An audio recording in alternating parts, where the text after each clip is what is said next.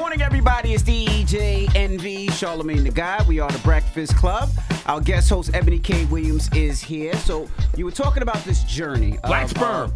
Freezing your eggs and looking for, I guess, a donor. Yes. And so tell us this person that you were looking for. So it was important for me to have black sperm matters, first of all. Black sperm matters. Okay. We got to start with that premise. Okay. Black sperm absolutely matters. And I wanted a black donor because I am a black woman who feels confident enough. This is already scary. Let me just start with that, because I know a lot of people probably thinking a lot of things, like who would intentionally bring a child into the world with only one parent, especially this world we live in.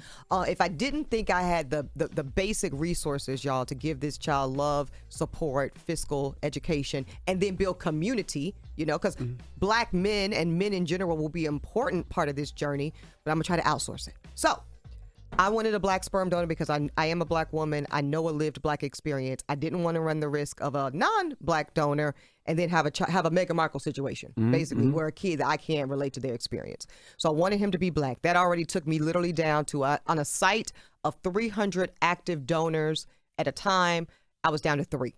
Wow. Just that quick. Yeah. And then you asked about height. I'm not really a heightist. I asked the height because he's short. Yeah. You know, that was messy. Just a little bit. Short people live longer. Yeah, but and they say they make better husbands. That's a fact. That's what they say. Statistical fact. I don't That's know what about the that. data. I told you the research. Yeah. So anyways, I did want to go, I think they've got 5 feet to 5'5", 5'6" to 6'1", and then like 6'2" to 6'5". Anyways, I got the middle category. 5'7" and 6 foot. Yeah, you want a 6 foot child. All right. Yeah.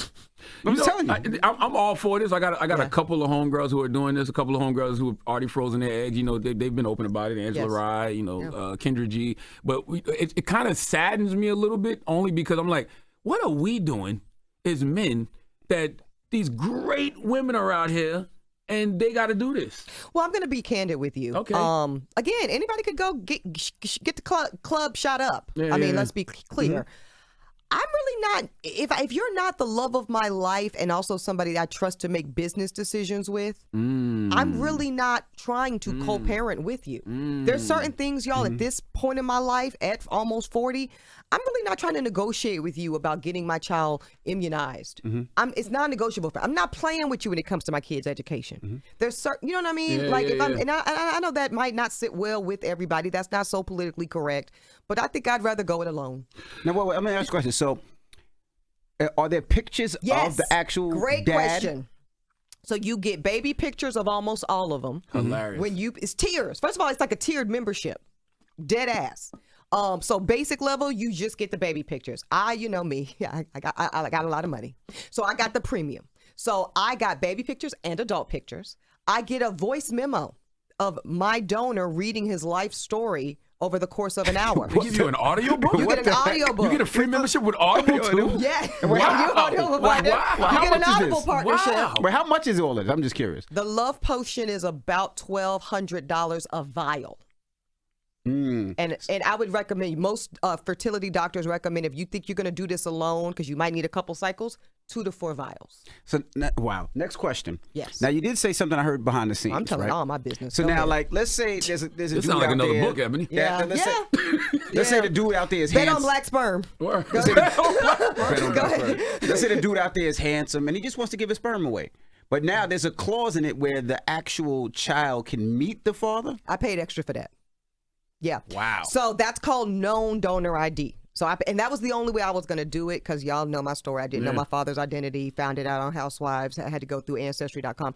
Not having identity around your father in paternity, I do think is unfair to any child brought into this world. I think any child, no matter the circumstances, you get to know who you are. Word. Okay? So I'm only going to do this, for me, Envy, when I can have that option. So when my kid's 18, God willing, we will both have access to his known ID, his name, his phone number, and his last known physical address. They call it conscious co-parenting, right? And I think Van Jones is doing people a disservice by not having this conversation more. Yeah, he's being real secretive with his joint. So, and he announced it, you know what I mean? So What do you mean? What happened with Van Jones? I don't know. Him and his longtime friend, I forgot her name, they wanted to have a baby. And so, you know, they decided to do that. Yeah, they're not in a relationship with each other. They just both wanted to be parents, That's right. so they are doing that. Co-parenting. Co-parenting. And I wish they would have that conversation more. Yeah. You know? And a lot of people ask me, like, why not go that route, right? Like, especially, you see it all the time with women,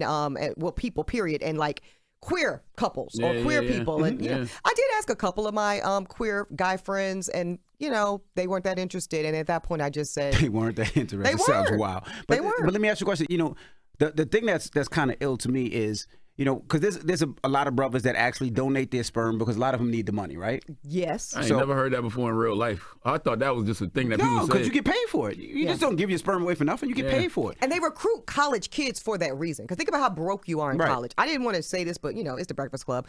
You know, talking about colonoscopies the other day? Colonoscopy, yeah. Colonoscopy? Okay. Well, I've actually had one. Mm-hmm. Ask me why. Why?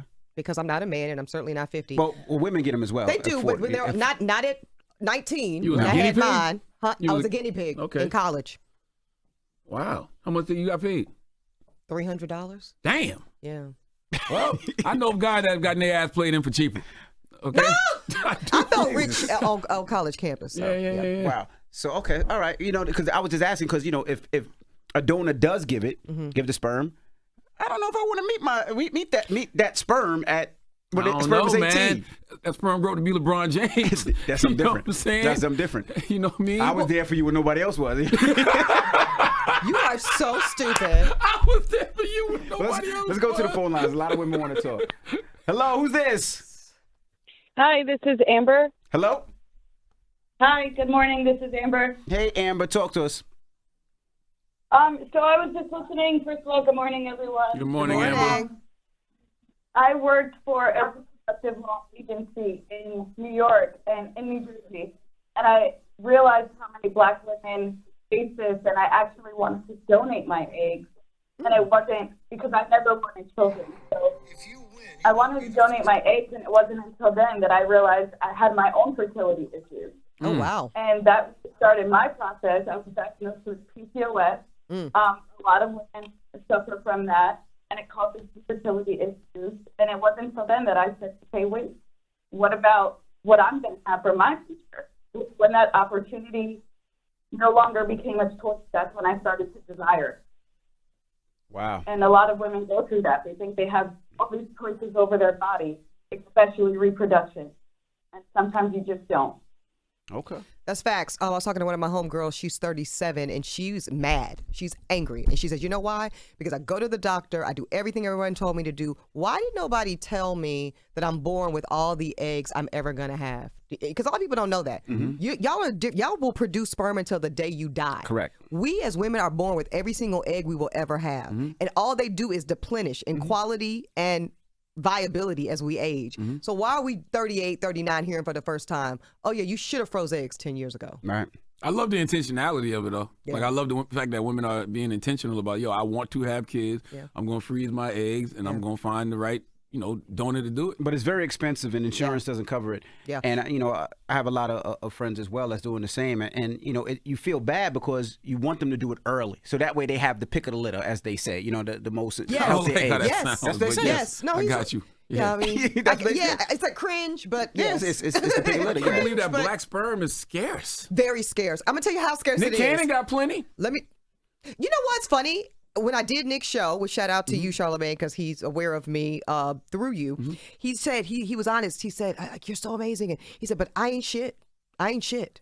Damn. But I don't know any dudes that are not shit." That's how I That's be. what he said. That's what he said. Whenever my homegirls ask me about I'm like, I'm not getting involved in that. I'm That's not what he introducing said. you to nobody. That's what he said. Because I don't know anybody that's ready. Like, for me personally, I need brothers to be doing the work on themselves in a real way. You know what I'm saying? If I know brothers are doing the work and, they really ready to settle down Sure. and come to you as a more healed version of themselves, cool. Other than that, I don't get involved. Well, let's open up the phone lines. 800-585-1051. Want to talk to some more It's women so out hard there out here for y'all. that's going through the process is. right now. Now, let me ask you a question. If Nick was actually doing it for a lot of these women that weren't able to have babies, is it bad? We already seen She's Gotta Have It, sir. Oh. We don't need a She's Gotta Have It part 2. All right, it's the Breakfast Club. Good morning. Morning, everybody. It's DJ Envy, Charlamagne the Guy. We are the Breakfast Club. We have Ebony K. Williams here. Now, we were talking about her process of having a child, freezing the eggs and picking the right sperm donor and all that. Yeah. So let me ask you, would you pick the mixed black man? Or do you want fully black? Like you? I'm not Dominican. I'm just He's Dominican, Ebony. I'm actually fully black. I'm glad you acknowledge he's Dominican. No, I'm Philly black. But I'm saying because you said you want a black man, but I'm sure there's a bunch of mix. Maybe not a bunch, not even a bunch. Man, y'all think I'm playing. Anybody that even physically presents as black, brown, is very difficult. So to me, my threshold was you need to appear black. You appear black. And I got somebody who is black. Do you think that, before we go to the phone, do you think a lot of black men aren't donating their sperm because, number one, they may not know about it, or number two, a lot of black men got conspiracy theories. They don't even like to do DNA tests because they feel like they're being cloned and all kind of stuff. I think it's 3 reasons. Black men have conspiracy theories for, I think, fair reasons. Number 2, there's so much nasty stigma around black men even being fathers. There's so much narrative around black men having too many kids they don't take care of, or this, that, and the third. So who wants to add to that? Also, these banks, these elite sperm banks that women with the means like myself use, they recruit on like Ivy League college campuses. They're not going to Morehouse. They're not going to Howard. They're not going to Hampton. They're going to MIT. They're going to Stanford. And they're going to Harvard, where you don't have the plethora of black men that we need. And you know what I was just thinking too, the fact that you can actually talk to your sperm donor or your father is a good thing, because you think about it. You'll never know, if they have, if heart attack, or if they had colon cancer, or whatever it may be. Like I can get that information from my dad. Absolutely. So that does make sense. Let's go to the phone lines. Hello, who's this? Hi, this is Kim. Hey, Kim. Good morning. Talk to us. So I'm currently 5 months pregnant. My wife and I went through the process. We used a donor, of course, and my wife, too, did her egg retrieval already. For the second pregnancy, I'll carry her embryos. We used the same donor. Now, did you go to a donor bank, or is it somebody you know? Yeah, we had a close friend offer, but we thought that would be a little bit messy. So we went through a bank, and it's an anonymous donor. Were you looking for a black man? So my wife is Dominican, Portuguese. We wanted like kind of a mixed race donor, which was really, really hard to find.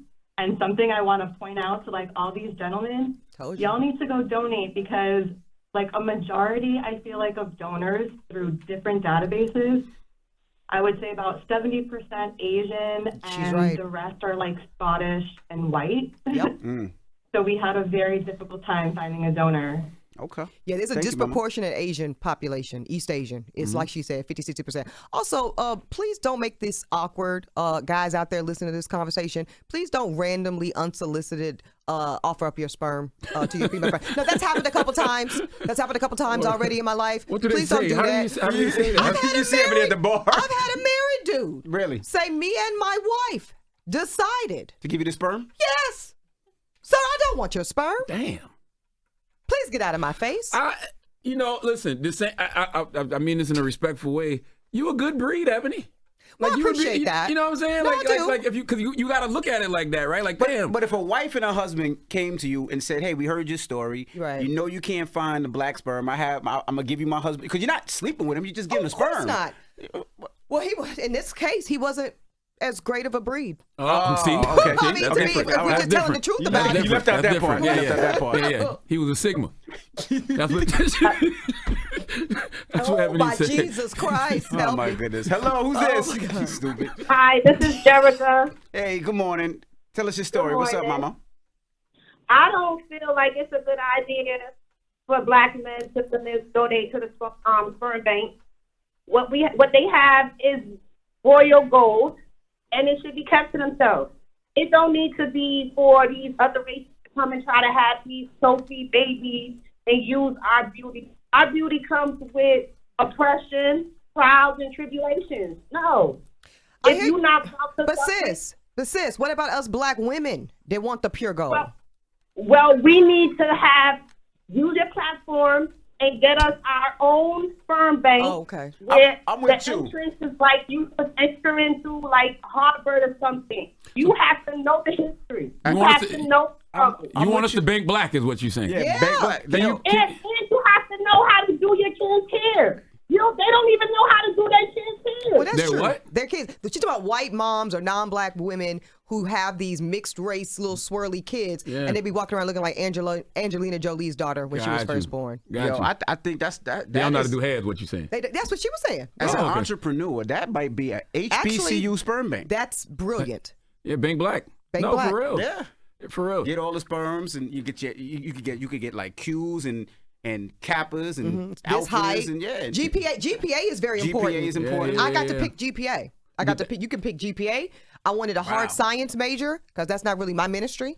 So yeah, that's good. You could advertise for all you brothers out there who want to be a positive deadbeat daddy. This is your opportunity. Stop it. Hello, who's this? Commercial. I got 5 kids, but they don't want me to take care of them. Hello. Hello. Hey, what's your name, Mama? Hi, my name is Rena. Hey, Rena, talk to us. So, knowing what I know now, I have a child, right? He's 8, and I've been doing parenting by myself for 8 years. So I feel like if I had the funds back then, and like if I know what I know now, I would take the route of getting going through the process of having a child without the parent. Yep. I say that to alleviate the pain and the back history of having to explain to your child why the parent isn't there. That part.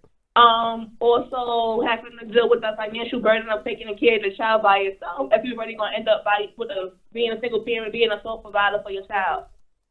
Anyway, you know. No, I appreciate that. And actually, I want to say something about that. The data says, because some of my married women friends have been a little judgy, to be candid. And that's, I kind of understand. So they're like, well, isn't your child going to be more, I don't know, emotionally disturbed? I was going to ask that. Like, you know, I feel like, you know, every child needs a man in their life. And I feel like every child needs a woman in their life, you know. I agree. I just don't necessarily know if they need to be biological. That's true. You see what I'm saying? That's so facts. I've already enlisted my tribe of men, mostly black men, gay and straight, to be that tribe and represent it. But let me get to the judginess of some of these women friends of mine that are blessed to be in happy marriages, and some, guess what, not so. Anyway, you know, the data says that it's not the two-parent household that makes a difference, it's the change in household.